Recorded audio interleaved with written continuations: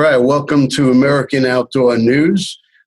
It's not often that you get to work with somebody that you've known your whole life, but today we're speaking with Paul Murray. He's one of the co-owners of Blueline 360.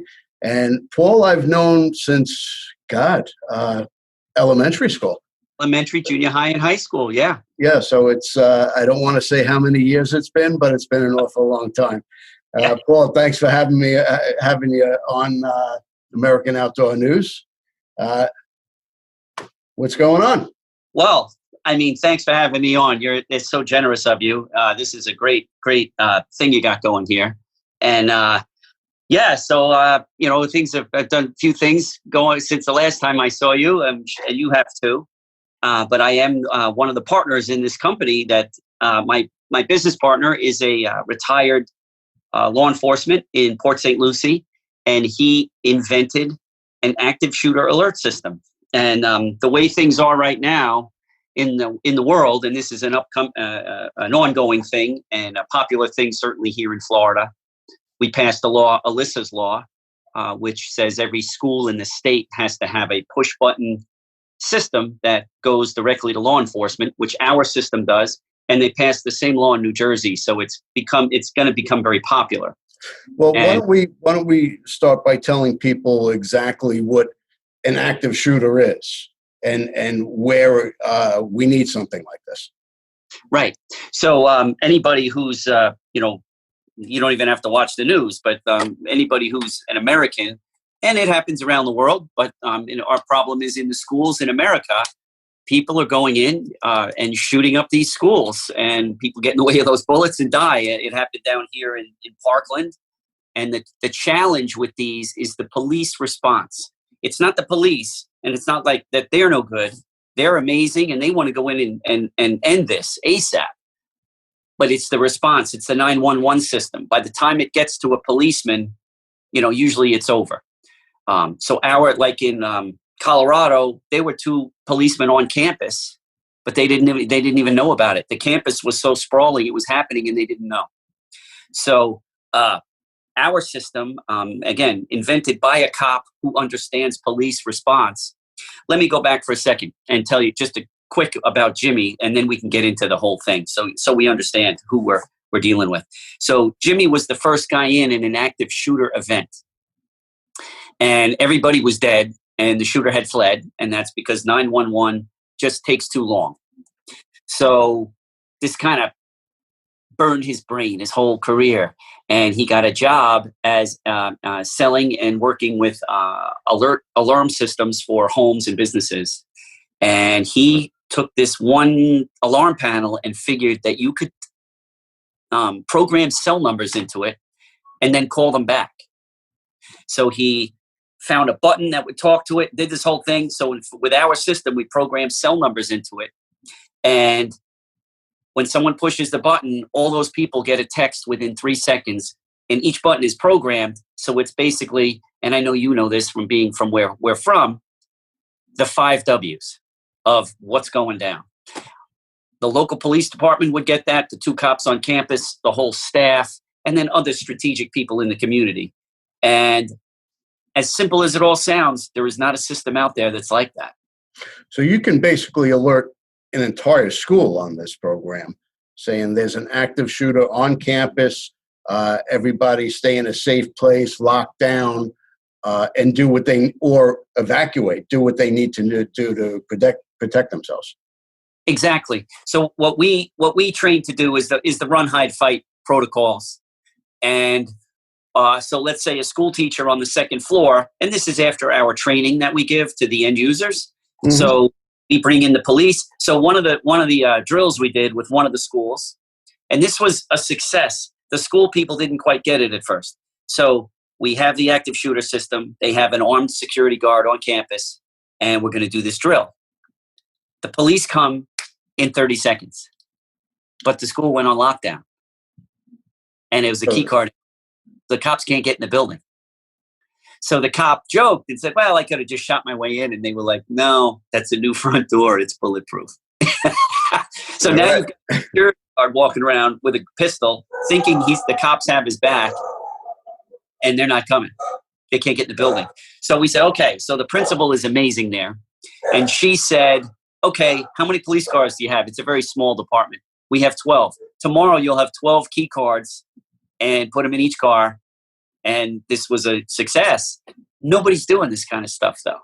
So that's one of the things that puts our company, because Jimmy was a cop, and our system, of course, I'm emotionally involved, but way ahead of the power curve. Well, your background is military. You Yes. were in the Navy for what, 6-7 years? I did a 6-year enlistment. Yep. So I joined on a 4-year enlistment, and I volunteered to be in the EOD program, the Navy Bomb Disposal. So I went to dive school, went to EOD school. I was a junior guy in the program, and I did one enlistment. I was stationed in the Philippines and Guam. I went to Desert Storm, and then I didn't re-enlist. So I then stayed in the bomb business, though, as a civilian, and did that for 20 years, all over the world. Yeah. Now that's we all appreciate your service, and coming from where we came from, yeah, I think is amazing that what you've accomplished, what you've done. You've been all over the world, and I know you as a little kid. You're right. a little skinny kid. You're not a little skinny kid anymore. Like an old skinny guy. But it's amazing. Now you dismantle bombs. You put yourself in harm's way. I have some stories, from around the world of, I've never been, blown up. I've never been on a site where there was a uncontrolled demolition, but I certainly have some stories I got some oh shit stories, stuff that's gone down where we were like, oh shit, I didn't know that would happen. Good stuff, though. It's amazing. You're part of an amazing community. Doing this, I've met some amazing people who have served our country and served it well. And it's just fantastic. I never enlisted because I was a selfish kid. Yeah. For me, Chris, truth be told, I was it wasn't like a big act of patriotism. I had been thrown out of college and fired from 2 jobs. But at that young age, and I was 24 by that time, at that young age, I said, you know what, Paul, my way is not working. And I need to make a change. And I did. And, and I wasn't a bad kid. I wasn't in trouble. I wasn't drinking or doing drugs or anything like that. I was just a knucklehead. And, like you said, a selfish kid. And, it changed my life, and for the better. Absolutely. Now, this is a new company, your yes. Blueline 360. How long have you been around? We've been around for 4 years. Which, like I said, we're ahead of the power curve. There are companies coming out. There are like apps coming out, like on all this other technology that we're kind of like, that's not going to work. Like police, what's happening in this space is people are rushing to try to come out with a product, and they're not doing.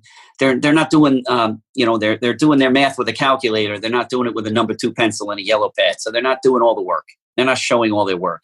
Yeah. So a lot of these tech people are like, we've got it. And I think you was the apps. So people say, okay, we got an app. It's really easy. Everybody can opt in. So these parents opt in, and there's a lot of false alarms with apps. So Jimmy came up with a saying called control over convenience.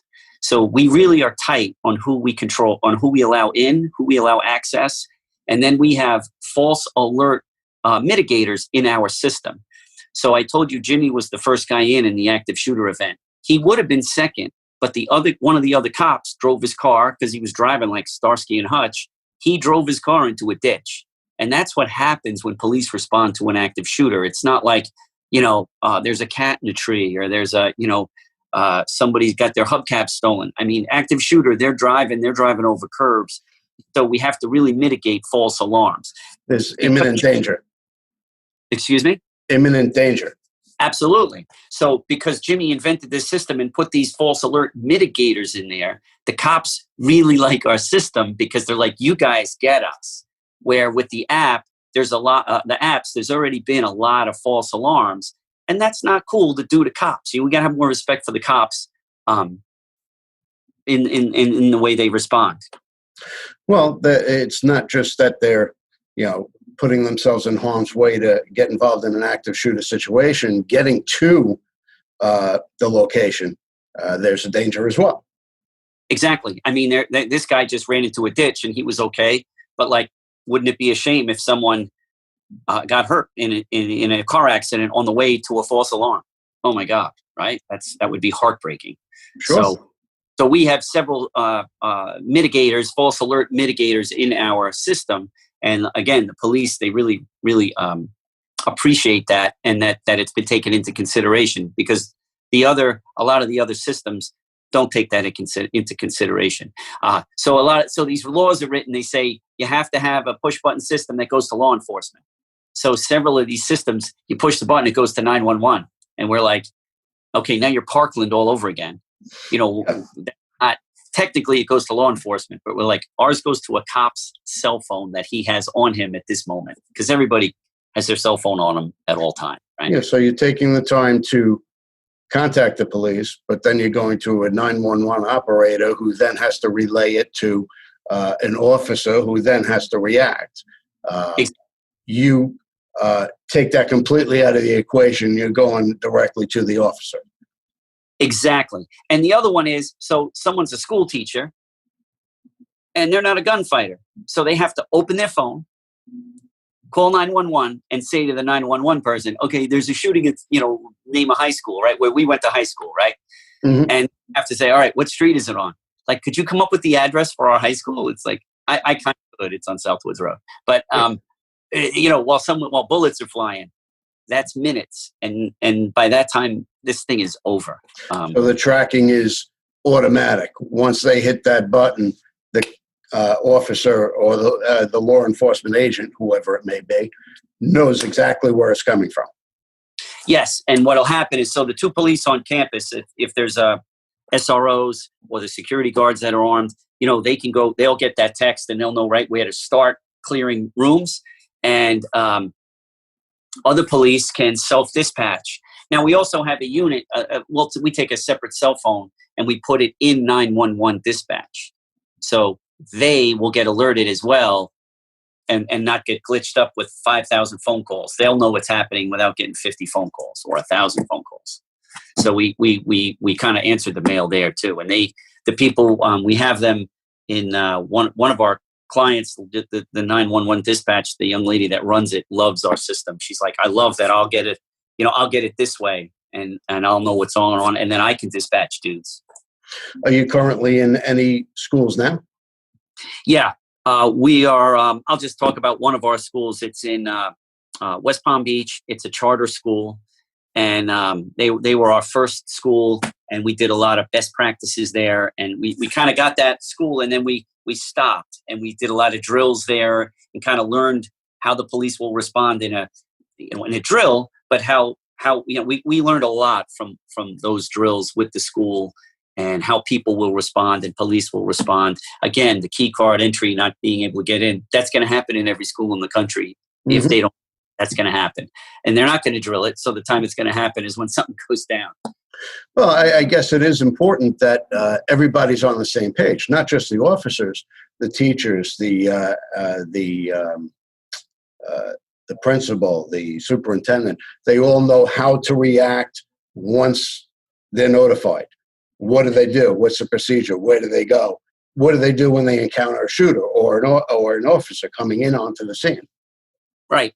So one of the things is, I always use this as the same example, but if you're a school teacher on the second floor and there's an active shooter and you get the text and it says active shooter in the lobby, because whoever pushes the button in the lobby, or let's say they're in the gym or the cafeteria, you're on the second floor and you now know I've got a second here.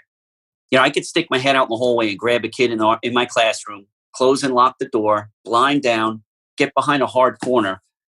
And now everybody in the school got that text. So everybody's locked down. You know, the 2 cops on campus got it, or the armed security guard. You know, the police got it at the police department. So everybody's coming. Everybody got that text in 2 to 3 seconds. So now you're actually responding to this thing in a positive way and in a strong way and empowering way. And this is going to be over very quickly for the shooter. Amazing. And where can we find this? Where can we find more information about your company and your product? Right. So we're Blueline360.com. Okay, we're going to take a quick break here. We have to promote our sponsorship, Underwood Ammo, who they make incredible ammunition for both hunting and tactical, and also Hunt of a Lifetime, who they're basically like Make-A-Wish for people who want to hunt. All right, we'll be right back. We love our children. We protect them. We guide them. We prepare them for life in the world. With all that we do, from deep in our hearts, we cannot control all things.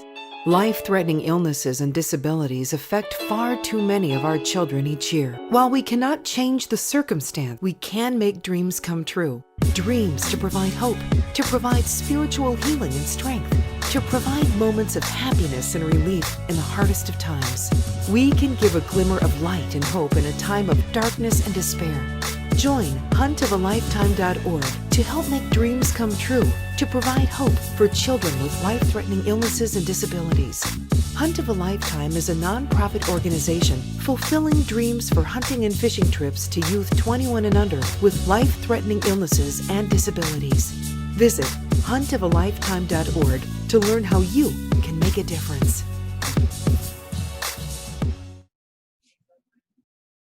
Okay, we're back with Paul Murray, and Paul served our country in the Navy. He was in Desert Storm. He was in diving and salvage, and he was removing unexploded ordnance, among other things, which can be a dangerous situation. Can you tell us a little bit about that, Paul? Yeah. So I joined the Navy to be a diver. And probably, more specifically, this was in the late 80s, to be a SEAL. And nobody knew much about that stuff at the time. So I took the test, the physical test in boot camp. And I had just fought in the New York City Golden Gloves. And then I ran track in college. So the run was easy for me. I was a surfer, so I killed the swim, the push-ups and pull-ups and all that stuff. I weighed 125 pounds. I killed all that stuff.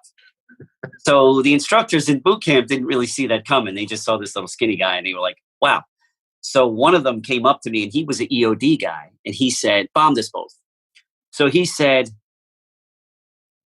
how do you do any water stuff? And I said, yeah, I surf. And he goes, do you get cold? And I said, yeah, I'm usually the first guy out of the water. I get cold, And he goes, okay, you're going to get cold in buds, in SEAL training. And, you can't fight hypothermia. And I was like, okay, I'm listening. What do you do? And he goes, well, EOD, it's not like a cakewalk. You go to dive school, you go to EOD school, you blow shit up, you shoot guns, you do all this cool stuff. But, it's not buds. And I was like, okay, I'll do that. So someone said to me later in life, I never even thought about it. They're like, so your whole career is based on you didn't want to get cold. And I was like, yeah, that's true. So I went through dive school. And I went through EOD school and I got stationed in the Philippines. And that was a great unit there. We did a lot of really cool operational things, a lot of good traveling, a lot of good exercises with other countries, and Thailand and Indonesia. And I got to surf in Bali, which was, amazing. But pretty cool. Yeah, it was pretty cool. And I went to Desert Storm. I was on a 5-6-man team in Desert Storm, and our boss was a warrant officer. So he was a very experienced officer. And because of him, our team did a lot of cool things because all the leadership understood that our boss had a lot of experience. So that was pretty cool. So because of him, and we were a good team, but because of him, I rode his coattails into a bunch of very cool operations during Desert Storm. We were tasked with a lot of Iraqi sea mines floated ashore. So there was one day we blew up all these sea mines along the beach in Kuwait. And it was very cool. It was a lot of good experience. So he was your Robert Duvall? What do you want to do, sailor? You want to surf or fight? Yeah, he was like this hard ass from Texas. And he was very like one of the most mechanically inclined people I'd ever met. And I'm like, I mean, not even in this guy's realm. I mean, I can turn a wrench, but this guy was forget about it. And I really learned a lot from him. But there was definitely conflict because I was like, from Long Island in New York, and I was a bit of a smart ass, and he was like a hard ass Texan. So we didn't have a lot in common, but I thought we worked well together. And, we still talk every now and again. He's a good guy. He's a good guy, good person. That's great. So now this segues into another project you're working on, which is potentially a new TV show. Yes. Removing unexploded ordnance all over the world, which can be just about anywhere, Middle East, Vietnam, even Europe. Yes. Yeah, France has places that are from World War I that are they just got big fences around them. You just can't go there. So there's over 100 countries in the world that are littered with unexploded ordnance. And I had this idea a long time ago to like travel light, freeze at night. Go on these productions would be very basic. A cameraman, a sound guy, me, an interpreter, a local interpreter, and we go to these countries and we meet local people who are affected by the unexploded ordnance or landmines, and we get a little into the history. It's not like a history show, but we get a little into the history of how they got there. Sure. But we also, the war, the conflict, but we also talk about the end user, and sometimes people step on that stuff. We talk to the victims, but it's not all gloom and doom. A lot of these places are still thriving in spite of this. And it's incredible, the resilience of the people that live in these places. I mean, imagine you and I growing up and saying, we want to go to Willits to play, ultimate frisbee or something. And we can't because it's full of landmines. I mean, it never enters into the discussion. And there are places that would make the game a little more interesting. Yeah. So there are places in the world where that is, on everybody's mind all the time. And in spite of that, people succeed. People do, great things in these communities. So I want to go around the world and show people, hey, this is an issue and this is something that we should be discussing and trying to make the world a safer place. Yeah, you see it, throughout, Vietnam, Cambodia, Southeast Asia, where, there are people without limbs because they stepped on a mine or something got tripped. So in America, one of every 20,000 Americans is an amputee, and usually it's an industrial accident. And you have your life in Long Island, I have my life in Florida. You go through your routine, you go to your Starbucks or whatever you do in your routine. You might go a long time without seeing someone who's missing a limb, and Sure. when you do, it's different. It's odd, right? It's like, whoa. In Cambodia, so it was one of every 20,000 Americans. In Cambodia, it's one of every 285 people. Wow. You see them everywhere. That's a lot of people. Yeah. And they've gotten to the point where they have these humanitarian groups that hire landmine victims to make limbs. And they've gotten to the point where they can make the limb, like Cambodian people have a color, and they've made them where they match their skin. And the first thing you do when they hire you is you make your own leg. It's like, wow. Who thinks of this, right? I mean, who would think this is something someone would do in life? And it's normal over there. Well, I know you're trained for this, but there's always a danger. Yes. When you go in. So now you're doing this for a TV show you're working on. Mm-hmm. What kind of bombs or unexploded ordnance are you actually working on? Well, it's a good question. And, and how do you find them? Yeah, well, very carefully. Well, these conflicts, like I've been in Cambodia where I was following a team of EOD guys around. So the EOD guys in Cambodia do everything but landmines. So you have dudes that just do landmines, and then along the way, they're in battlegrounds and minefields, and they find other ordnance. So they call the EOD dudes. And when I was working with them, I was following them around and I was supposed to be training them. They do it all day, every day. They were really good. I really was just a cheerleader. But we found, RPGs, Russian RPGs. We found Chinese ordnance. We found American ordnance. We found bombs. We found projectiles. So you never know what you're going to find. And, at this time, in what we do, we just blow them up, which sounds kind of crazy, but that's the safest way of disposing of them. So it's not like we're going hands on and unscrewing fuses and cutting wires and all that silly stuff. Excuse me, but we blow them up, which again is the safest way to get rid of them. But you are messing with stuff that is inherently dangerous, and bomb guys do die. When the last time I was in Cambodia, 7 miners were killed by a tank mine. And, wasn't on one of our sites, but I don't know why 7 people were standing around a landmine. That's not cool. That's not how they're trained. But 7 people were killed. I think 2 of them are women. But yeah, it is inherently dangerous. And you just got to, we have good training and you have procedures and you, use your training and experience. And you better know what you're looking at. You don't pick something up unless you know how it works. That's good rule to follow. Yep. All right. Now, I know the show is work in progress. What is it? What do you think it's going to be called, or what are you working on as far as names? Yeah, that's a good question, and I'm open to suggestions, Chris, because you're a good idea guy. Right now, the working title is "Bombs Away," which is a little obvious, but my executive producer, who is Chris Noble, who's another Syosset guy. He's very highly decorated guy and as an executive producer, a filmmaker. And we hooked up with these 3 young ladies through the UN, and they were going through bomb disposal school. They're civilians. They were going through the bomb disposal school with the Danish military. So they're hired by the UN, and the UN gave us access to go to the Danish bomb disposal school to cover the girls. And I was chatting with them, and one of them, Lena, she's Colombian.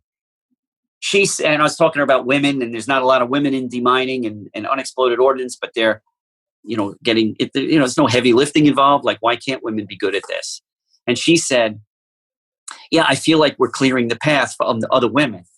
And I said to Chris, I was like, "Hey, Chris, did you hear what she just said?" And he didn't. He missed it. And I was like, "She just said that she feels like she's clearing the path for other women." And like, oh my God, I think Clearing the Path could be a great name for the show. And he was like, oh my God. I said, well, she's mic'd up. So we captured it. But I thought that was a great name. And I liked that it came from her. We've got a lot of people in Hollywood and, they want to get their thumbprint on it and come up with a name, whether it be good or bad. And I liked that name and then how it came about. That's my idea. We'll see. I kind of like both of them. Yeah, So, thanks. Well, the fun, I'm the star of the show, and the show is my idea, and I have very little say on what goes on. I'm used to that now. That's okay. Now you just got to figure a way to combine the show with your company. Yes. Yeah, that would be amazing. Yeah, we got to figure that one out. Haven't done that yet. That's a work in progress. Yeah. All right. Well, I appreciate you taking the time to speak to us today, and it's great catching up with you because I never knew you fought Golden Gloves and some of the other things. I lost in the semifinals. The semifinals were in the Felt Forum. Like I fought in Madison Square Garden. How crazy is it? Wow, that's great. and then when I ran track at Maryland, I ran in the Melrose Games in Madison Square Garden. I didn't know that either. That's crazy, huh? I never do anything in the Madison Square Garden except buy a ticket and watch a Ranger game or something. But like, it's pretty cool. Or a concert. Yeah. Billy Joel concert or something. Yep. Well, great seeing you, Chris, and thanks for catching up. And you're very generous of you to have me on your show. Thank you very much. Friends got to help friends. It don't matter how long you haven't seen each other. You're always friends. I'll tell you what, I love it. Great seeing you. And tell everyone I said hey. Will do. Same here. All right. Thanks again. And go to, what's your site again? Blueline360.com. Okay. Definitely check it out. And thanks again. And that's our show for today. Thanks again for watching our American Outdoor News podcast. You could always go to AmericanOutdoorNews.com for more great interviews and stories. And remember, whether you're hunting the plains of Africa, hiking the Appalachian Trail, or fishing the Sea of Cortez, American Outdoor News has it covered. Thanks again.